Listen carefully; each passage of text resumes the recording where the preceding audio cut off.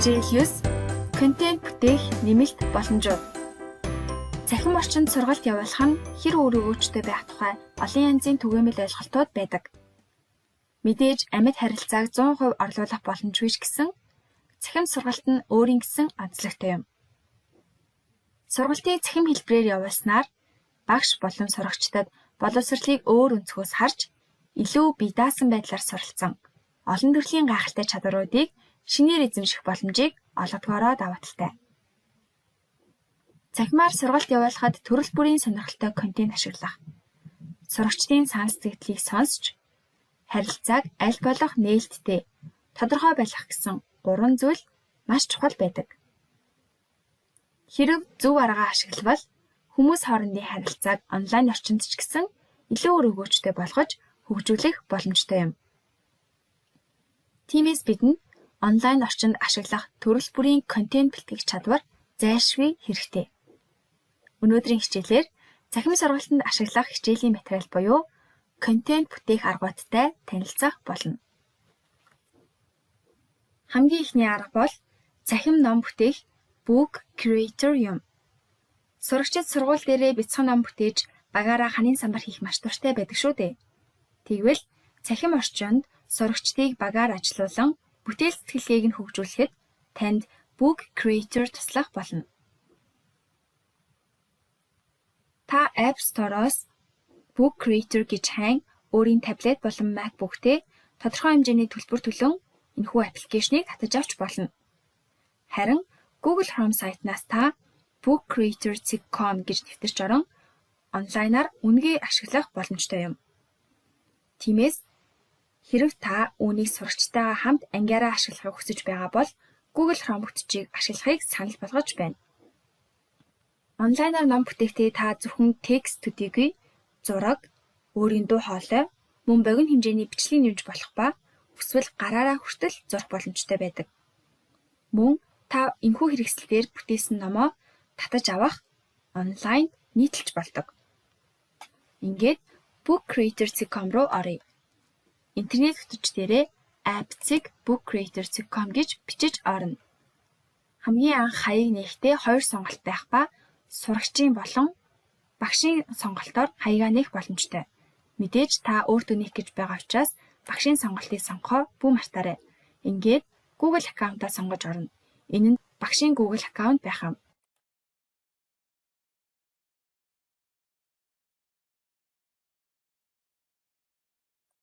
Google хаягаараа нэвтэрч ороход эндээс та өөрийн хичээл заадаг ангиа сонгоод Next гэсэн товчийг дарна. Мөн танаас ямар төрлийн хичээл заадагыг асуух ба өөрийн заах хичээлээ сонгон мөн л Next товчийг дарна. Book Creator нь танд өөрийн гэсэн номын сан үүсгэх бөгөөд энийг нэрлэх шаардлагатай. Өөрөөр хэлбэл таныг яг л Classroom-тэй адилхан шинээр анги нээхдээ ангиа нэрлэхтэй адил юм. Энд жишээ болгон нэр өгье.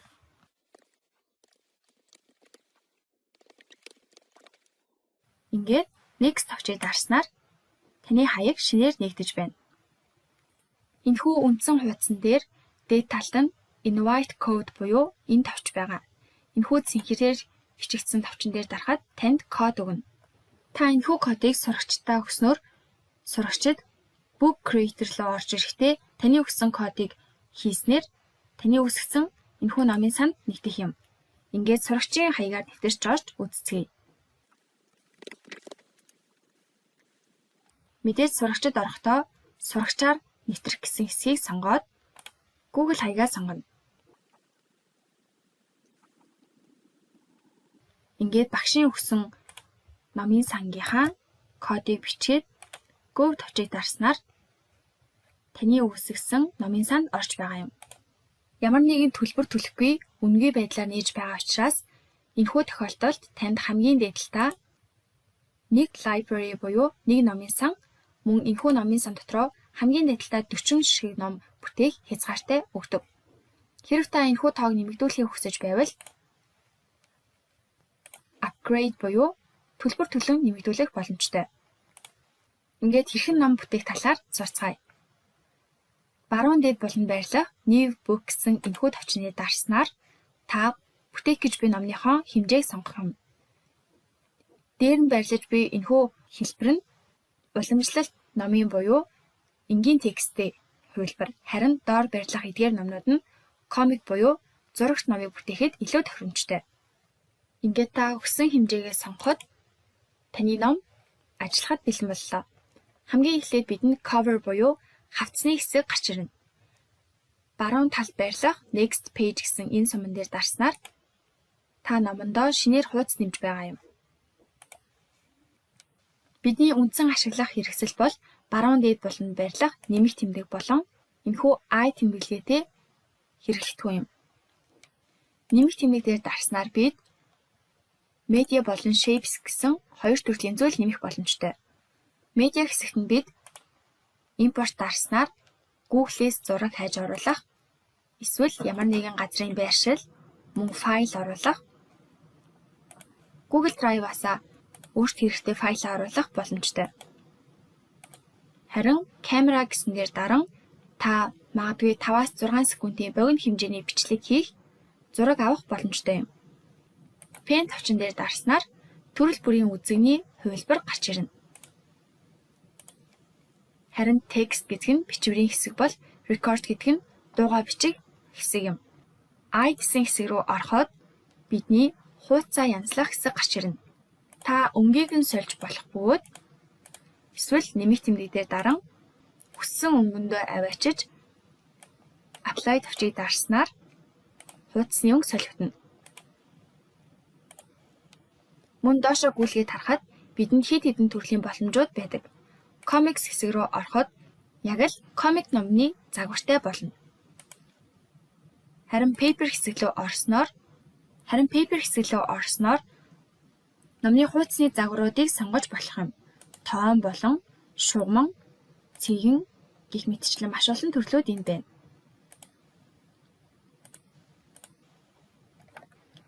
Border гэсэн хэсэг рүү ороход бидэнд ялангуяа хавцан дээрээ ашиглах боломжтой хүрээ буюу эдгээр дүрс гарч ирдэг.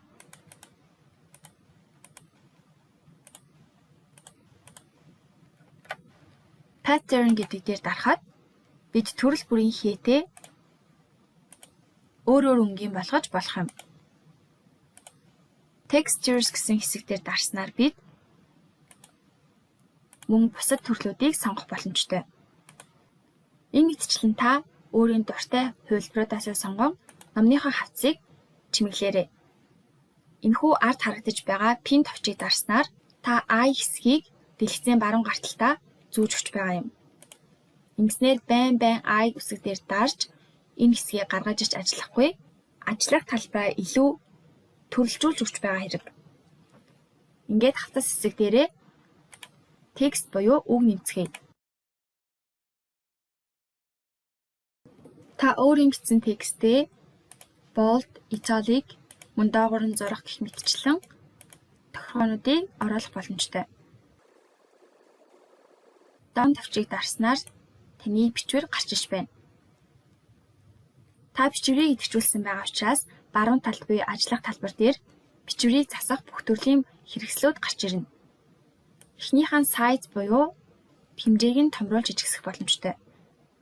Мөн энэхүү текстээ голд байрлуулах уу, захран шахах уу гэдгээ тохируулна. Фонт руу орж та хүссэн фонтоо сонгох боломжтой юм. Мөн та текстийнхаа өнгийг солих боломжтой.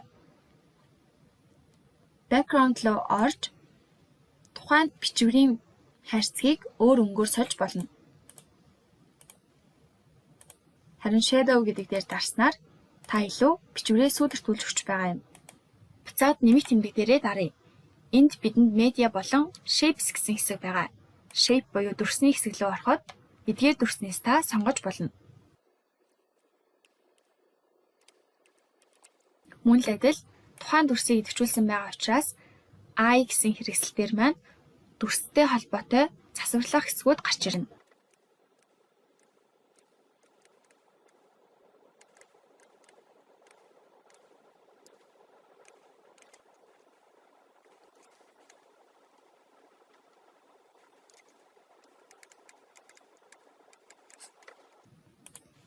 Ингээд хавцаа бүтээж дууссан бол суман дээр дарж хуудас руугаа орцгоё.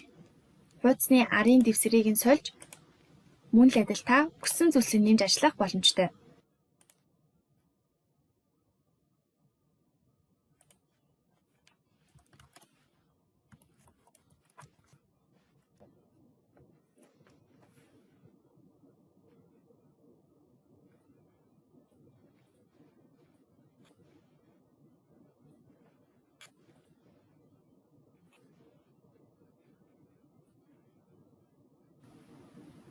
Энэхүү номыг бүтээхэд ашиглаж болох бас нэгэн гайхалтай хэрэгсэл нь пен буюу үзэгний хэсэг юм. Энэ дээр дарж та үзэгнийхээ төрлийг сонгон хүссэн зураг зурах боломжтой. Андуу тавчийг дарснаар үйлдэлээ буцаана. Энэхүү дээр баярлах хэрэглэтгүүнүүдээс өнгийн сольж, бичих гэж буй хэрэгслээ сольж, балруулыг ашиглаж сонгосон хэсгээ тухайн өнгөөр бодох боломжтой. Мөн нэгэн сонирхолтой хэрэгсэл нь эможи буюу дүрс оруулах боломжтой юм.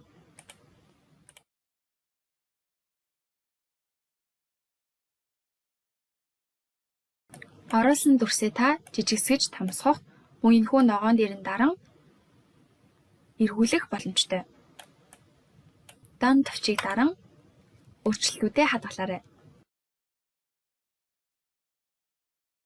Харин одоо энэхүү хуудсан дээрээ өөрийн дуу хоолойгоороо voice нэмж үзье. Add item товчон дээрээ дарж хамгийн доор байрлах record товчийг дарна.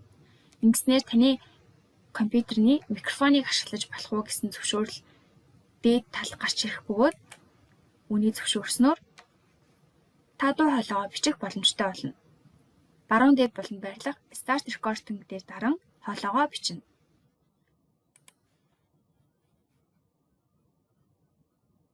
Сайн байцгаана уу? Хамтдаа Book Creator-ыг ашиглан өөрсдийн хүссэн номоо бүтээцгээе. Ингээ ярьж дууссан бол Stop товчийг даран бичсэн рекордоо сонсож үзэх боломжтой. Сайн байцгаана уу? Хамтдаа Book Creator-ыг ашиглан өөрсдийн ингээд болсон гэж үзвэл Use Recording дээр дарснаар таны дуу хоолой орно.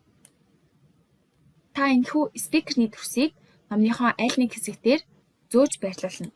Ингэснээр энэхүү дүрснээр дарж таны оруулсан дуу хоолойг сонсох юм.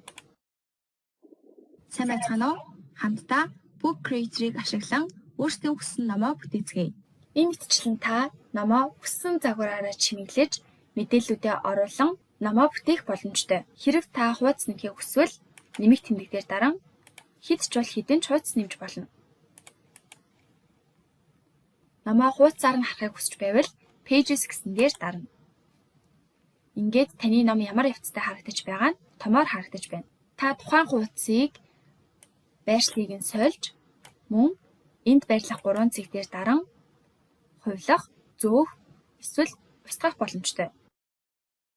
Бүтээсэн номоо хэрхэн уншигдахыг харахыг хүсвэл баруун дээд болонд байрлах Read Book гэсэн энэхүү товчон дээр дарна. Хуудсыг нь гүйлгэхийг хүсвэл та энд байрлах 2 сумаар гүйлгэх юм. Та номоо эцсийн байдлаар бүтээж дууссан бол энэхүү дээр байрлах товчон дээр дарж онлайнаар хэвлэх эсвэл e-book хэлбэрээр татаж аван мөн print буюу шууд хэвлэх боломжтой. Татаж авах товчийг дарснаар энэхүү ном маань миний компьютерт хадгалагдана. Хэрэв та англи хэл дээр номоо бичсэн болвол баруун дээр байрлах Read to me гэсэн товчон дээр дарахад таны ном дээр бичигдсэн байгаа текстүүдийг уншиж өгөх юм. oneappbookcreator.com Бүтээсэн номнууд маань library буюу энэ хэсэгт харагдана. Та номлуугаа орж дахин засвар хийх боломжтой бөгөөд Book Options гэдэг дээр дарснаар шинээр ном импортлох, өөр номын саналаа буюу library руу шилжүүлэх, тухайн номоо копи хийх, мөн хэд хэдэн номыг хооронд нь combine буюу нийлүүлэх боломжтой юм. Баруун дээд болонд Settings буюу тохирооны хэсэг байна. Та энэхүү хэсэглөө орсноор Google Image Search буюу Google-с зураг хайх, мөн сурагчдыг өөрсдийн үүсгэсэн номоо засварлах боломжийг нь олгох, бие биенийхээ номыг унших боломжтой хэсгийг нь тохируулж өгөх юм. Та Classroom дээр та захирал сургалтандаа Book Creator-ыг ашиглахаар болвол сурагчид таны номын санд нэгдэн бие даалт болон даалгаврын хүрээнд маш олон бүтээлч арга замаар маш олон номыг бүтээх боломжтой. Харин өмнө нь дурдсанчлан танд ердөө энэхүү өгөгдсөн нэг номын сандаа хамгийн дээдлээ 40 номыг байлгах хязгаартай. Тиймээс та сурагчдын бүтээсэн олон номыг тодорхой сэдвийн хүрээнд сурагчид бүгд номоо бүтээж дууссан бол тэдгээр номыг хооронд нь нэгтгэж нэг болгох нь 40 номондоо хүрэхээс сэргийлэх юм. Ингээд номоо нэгтгэхийн тулд Book Options дээр очоод Combine Books дээр дарна. Ингээд хамтд нь нэгтгэхийг хүсэж буй номнуудаа сонгон 10 дээд болон барилах Next тавчийг дарна. Магадгүй та тухайн бие даалт болон даалгаврын хүрээнд өгсөн сэдвээ энд бичиж болох юм.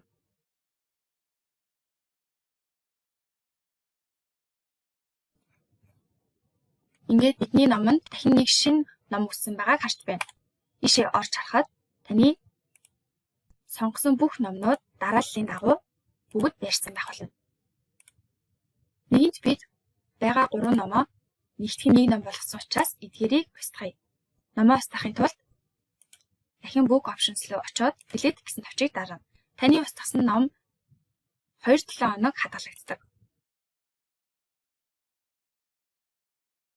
Энэ мэтчлэн та номнуудыг нийлүүлэх байдлаар өөрийн library хэсгийг илүү зэгцтэй цэвэрхэн бөгөөд зайгаа хэмнэх боломжтой юм. Хэрэв та Book Creator-ыг ашиглан бүтээсэн жишээ номнуудыг харахыг хүсвэл меню рүүгээ очин Libraries гэсний хажууд байрлах Resource дээр дараарай. Эндээс та өөрийн хичээл ордог түвшний ангиуд болон сэдвтэйгээ холбоотой жишээ номуудыг харах боломжтой. Book Creator-ыг ашиглан сурагчдад энэ мэтчлэн өөрсдийн хичээлээс ойлгосон ойлголтоо баталгаажуулах, бие даалт, дасгал ажлыг өгөх нь тэднийг бүтээлч байдлаар хичээлтэй хандхад төдийгүй цаашлаад анхан шатны контент бүтээх аргуудад сургадаг.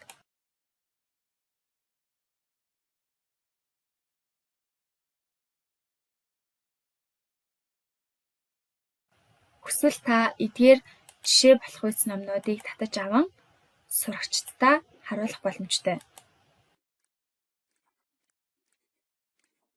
Ингээд бид цахим ном буюу номыг бүтээх хамгийн ойлгомжтой энгийн хялбар арга болох Book Creator-тай танилцаж дуслаа.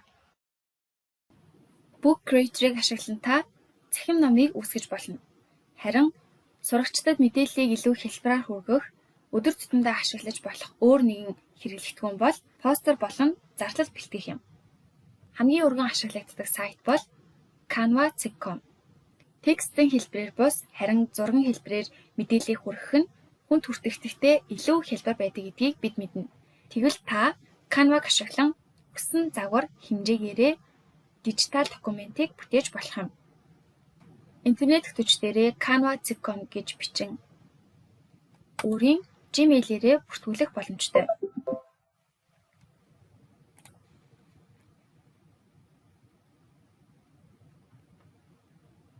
Мөн Canva нь гар утсан зориулсан аппликейшнтэй байдаг тул та утсан дээрээ татаж аван хаана ч хизээж явсан ашиглах боломжтой юм. Canva-гийн нэгэн гайхалтай зүйл гэвэл танд хэдэн мянган загварыг маш олон төрлийн стандарт хэмжээнд оруулан бэлдэж өгсөн байдаг. Recommended гэсэн цэснээс та тухайн хэсгүүдийг харж болох ба social media гэдэг дээр нь даран social media дээр тавьж болох бүх төрлийн зургийн хэмжээтэй бэлэн загваруудаас ашиглаж болно. Энэ мэтчлэн event, marketing, мөн бичиг баримт боловсруулах гэх мэт төрөл бүрийн хэмжээтэй загваруудаас та өөрт тохиргоо сонгоорой. Хэрэв та өөрөө хэмжээг нь өгч материалаа бэлтгэх хүсэж байвал баруун дээд болон байрлах Create a Design гэсэн товчон дээр дарж Custom Dimension дээр дараарай. Энэ дээр өргөн болон өндрийг нь pixel руу эсвэл инч, миллиметр, сантиметрийн хэмжээтэйгээр өгөх боломжтой юм. Жишээлбэл багш нарт хамгийн хэрэглэгдэх нь presentation буюу PPT бэлтгэх энэхүү загвар юм. Тухайн загварыг сонгож ороход дэлгэцийн зүүн буланд таны ажиллах талбар харагддаг. Эхний хэсэг template гэдэг дээр маш олон төрлийн гайхалтай бэлэн загварууд байдаг. Эндээс та тухайн презентацийн ямар хэв загвартай болохыг хүсэж байгаагаас шалтгаалan загвараа сонгох боломжтой. Ихэнх загварууд нь үнэгүй байдаг бөгөөд ашиглаж болох үс үнэгүй загварууд нь баруун доод буланд free гэсэн тэмдэглэгээтэй байдаг.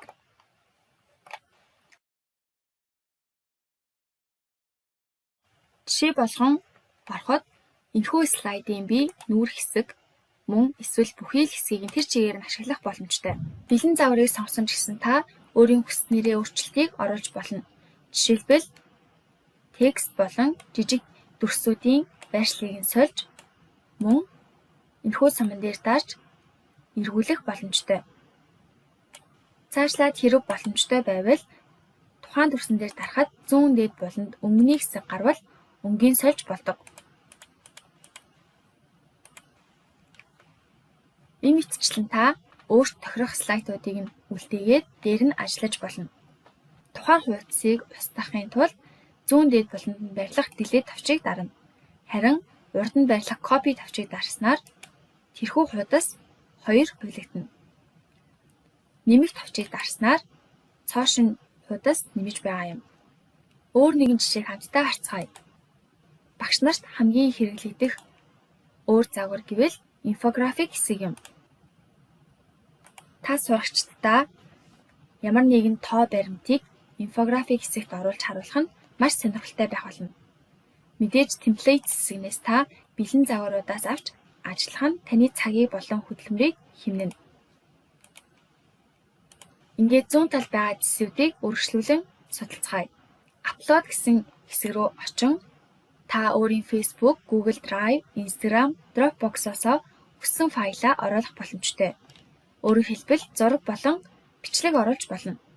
Компьютер дээрээ даран та өөрийн компьютероос хэрэгтэй зургуудаа ч мөн оруулж болох юм. Харин доор нь барилах 3 дахь хэрэглэгдэхүүн болох Photos гэсэн дээр Canva-гийн өөрийнх нь тань санал болгож буй маш олон төрлийн зурагтай зургийн сан байрладаг. Эндээс та өөрсдөө тохирох утгаа дээр нь хайж бичиж болно. Ийхүү энтер товчийг дарахад таны хайсан утгатай дүүхийц төрөл бүрийн зургууд гарч иж байгаа юм. Дахин сануулхад доороо free гэсэн ийм тэмдэглэгээтэй байвал үнийг та үнэгүй ашиглаж болох бөгөөд харин pro гэсэн ийм тэмдэглэгээтэй байвал эдгээр төрсийг ашиглан та загвараа бүтээсэн бол татаж авахд танаас өөр ирэх шаарддаг. Upgrade буюу мөнгө төлөн багц худалдаж авсан тохиолдолд та энэ мэтчлэн илүү олон төрсийг ашиглах боломжтой болдог. Дөрөв дэх хэсэг элемент буюу төрөл бүрийн дүрс, зураг, хий оруулах боломжтой хэсэг юм. Энд дүрс, зураг оруулах төрөл бүрийн хэлбэрүүд мөн хөдөлгөөнд дүрснүүд болон багш нарт хамгийн хэрэглэгдэж болох үз chart буюу бүснэгтүүд байдаг. Canva-гийн цаанаас нь бэлдэж өгч буй эдгээр дүрсүүд нь бүгдээрээ маш өнгөлөг, загварлаг байдаг. Тийм учраас та эдгээр дүрсүүдээс алийг нь ашигласан гэсэн сурагчдын анхаарлыг татаж, сониуч байдлыг нь татах болно. Харин та өөрийн загвартаа ямар нэгэн текст буюу бичвэр оруулахыг хүсвэл 5 дахь буюу текстэн дээр дарна. Бэлэн загваруудаас ашиглаж болохоос гадна энгийн текст нэмснээр та тухайн текстээ бичиж янзлах боломжтой. Харин videos гэдэг нь Canva-д дөнгөж шинээр нэмэгдсэн хэсэг юм. Ялангуяа та өөрийн презентацийн дээрээ хөдөлгөөнд дүрс оруулах боломжтой. Богино хэмжээний эдгээр видео бичлэгүүд нь таны видео хичээлд өнгө нэмж чимж өгнө. Харин background буюу гарын дэвсгэрийг эндээс сонгох боломжтой. Төрөл бүрийн өнгөний сонголттойгоос гадна үнэгээ ашиглаж болох гайхалтай олон зургнуудтай байдаг. Chart хэсэг рүү ороход бидний өмнө харсан график, chart, бүснэгтүүд харагдаж байна. Хэрэв та график оруулсан бол зүүн талд тухайн графикийн утгыг оруулах хүснэгт гарч ирдэг. Энэ мэтчилэн та өөрийн хүссэн загвараар хичээлдээ хэрэгтэй инфографик, постер, PPT зэргийг бэлдэх боломжтой юм. Өөрийн бэлдсэн бэлтцээ хэрхэн харагдахыг шалгахыг хүсвэл баруун дээд болонд байрлах present товчийг дарна. Ингээд татаж авахыг хүсч байвал present товчны урд байрлах download гэсэн товчон дээр дарна. Эндээс та тухайн файлаа хэд хэдэн төрлөөр татаж авах боломжтой. Эхнийх нь PNG буюу JPG. Энэ эдгээр нь зургийн хэлбэрээр тухайн файлуудыг татаж авна. Мөн PDF-ээр татаж авах боломжтой ба MP4 буюу бичлэг, мөн GIF буюу хөдөлгөөн төрс зэргээр татаж авах боломжтой юм. Select Page гэсэн дээр дарж аль хуудсуудыг татаж авахаа тусгаалan сонгож болно. Бүх хуудсыг татаж авах бол All Pages дээр даран Done товчийг дарна. Хэрэг татаж авах үед дараах бичиг буюу Pay and Download гэсэн бичиг гарч байвал та үнэгүй бус харин үнэтэй хэрэглэтгүүнүүдийг өөрийнхөө пэйжид нэмсэн байна гэсэн. Тиймээс буцаж очоод хуудас бүхэн дээрээ байгаа элементүүдээс Canva гэсэн ийм тамхтай хэсгүүдийг босгох юм. Өөрөөр хэлбэл эдгээр нь төлбөр төлж байж ашиглах боломжтой элементүүд юм.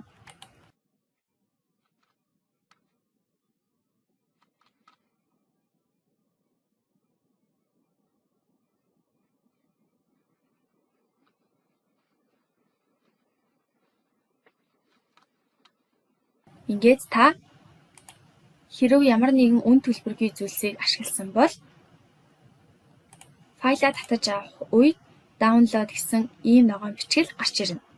Энэхүү товчон дээр дараад төр зур хүлээх бөгөөд энэхүү таны файл компьютерт татагдаж байгаа хэрэг.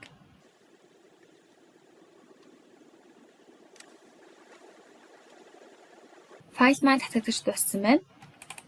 Та нэгээс дээш буюу олон файлыг зургийн хэлбэрээр татах бол таны файл zip хэлбэрээр татагддаг. Тиймээс та файлуудаа сонгон extract хийж шилжүүлснээр ашиглах боломжтой болно гэдгийг бүү мартаарай. Ингээд бидний татаж авсан презентацийн хэсгүүд маань харагдаж байна. Ийхүү та дараах зургуудыг Google Classroom дээр ашиглах эсвэл видео хичээлдээ ашиглах боломжтой юм. Энэ мэтчилэн та өөрийн хэрэгцээндээ тохирсон төрөл бүрийн гайхалтай загваруудаа сонгож хичээлээ илүү өнгө үзэмжтэй мөн сонирхолтой байдлаар бэлтгэх боломжтой юм.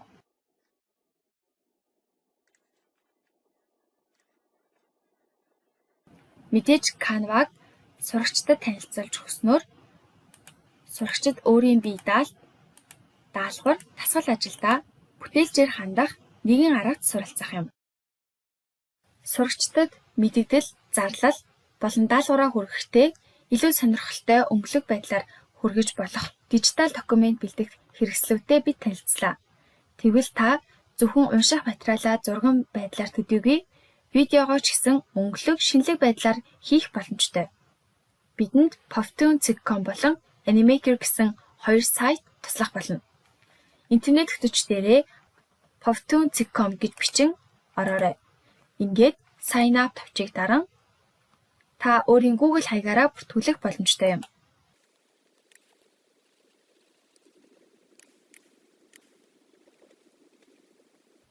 Эхний элчин танд 4 өдрийн free trial өгдөг. Харамсалтай нь энэхүү өдрөнд дуусахад та тодорхой багцуудаас худалдан авч хэрэглэх шаардлагатай болдог.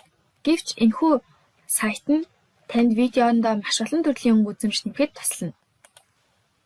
Жишээлбэл remote learning буюу алсын зайн сургалт гэсэн хэсэг рүү орж сонирхолтой байдлаар видео хичээлийг хэрхэн бэлдэх талаар харцгаая.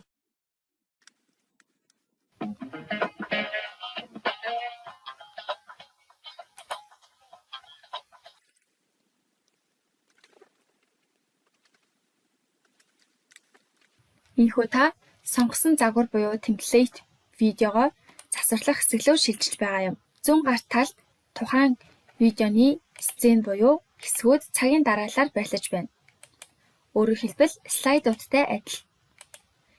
Эдгээрийг та засварлахыг хүсвэл тухайн засахыг хүсч буй хэсэг дээрээ дарж идэвхжүүлэн дээр байрлах хэсгүүдээс нь сонгож өөрчлөх боломжтой.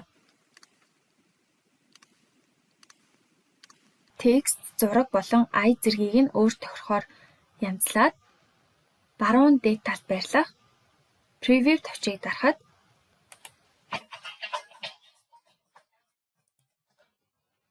тухайн видеогоо харагдах байдлаар нь харж болно. Хэрэг болсон гэж үзэж байвал та Export товчийг даран MP4 файлаар татаж авах боломжтой. Ийм тэмдэг гарч байвал та тухайн загварыг ашиглаж татаж авахын тулд зайлшгүй мөнгө төлөн багцхадталж авах хэрэгтэй гэсэн үг юм. Илүү олон сонголттой өөр нэгэн видео янзлах сайт бол Animaker юм. Та видео хөтөчдгээрээ app.animaker.com гэж бичин орно. Мөн адил та өөрийн Facebook эсвэл Google хаягаараа дамжин нэвтэрч бүртгүүлэх боломжтой. Гарч ирэх эдгээр асуулгуудад тохирох байдлаар хариулан дам товчийг дарснаар үндсэн хэсэг рүү орж байгаа юм. Эдгээр хэсэгт нь таны ашиглаж болох үз загвар, темплейт, видеонууд байна. Харин зүүн гар талд нь таны бүтээсэн видеонууд болон тантай хуваалцсан видео гэх мэт хэсгүүд харагдаж байна. Дээр байрлах Create товчон дээр дарж шинээр видео үсгэх, GIF үсгэх, эсвэл дүр үсгэх гэх мэт сонголтуудаа сонгож болно. Бэлэн загваруудаас ашиглаж үзье. Preview товчийг дарснаар тухайн загварыг харах бол Use товчийг даран энэхүү загварыг ашиглан өөрийн видеогоо бүтээх юм.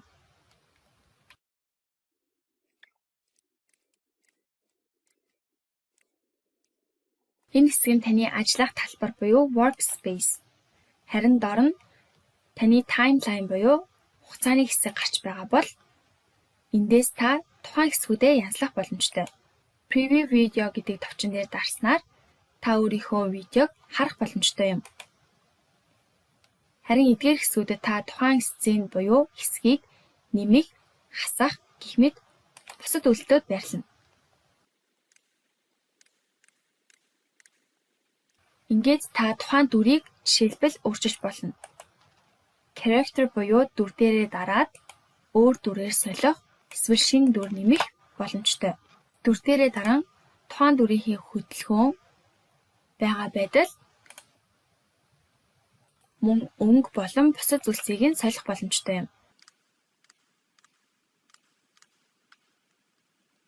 Ийм мэтчлэн та тухайн дүрээ өөрсдөө адилхан болгож өөрчлөх нь сурагчдад илүү сонирхолтой байж магадгүй. Ингээд болсон гэж үзвэл баруун дээд товчон дээр байрлах Publish гэсэн төрсөн дээр дарна. Ингээд Download видео дээр даран тухайн видеогоо хэр чанартай татаж авах вэ гэдгийг тохируулан Download товчийг дарснаар татаж авна. Повтгонээс ялгаартай нь Animaker нь танд ашиглаж болох үнэгүй хит хитэн төрсүүдийг олгохоороо даваа талтай. Мөн free trial буюу үнэгүй ашиглах тодорхой заасан хугацаа байхгүй учраас яг л Canva шиг адилхан та үнэгүй хэсгүүдтэй ажиллаж бүтээлч байдлаар өөрийнхөө видео үсгэх боломжтой юм. Таны видеоны нийт сцен буюу дүрсүүд, хуудас, үргэлжлэх хугацаанаас шалтгаалan татаж авах хугацаа нь өөрөөр байдаг. Өнөөдрийн хичээлээр бид цахим сургалтыг илүү үр өгөөжтэй, сонирхолтой болгох аргууд буюу контент бүтээх нэмэх боломжуудтай танилцлаа.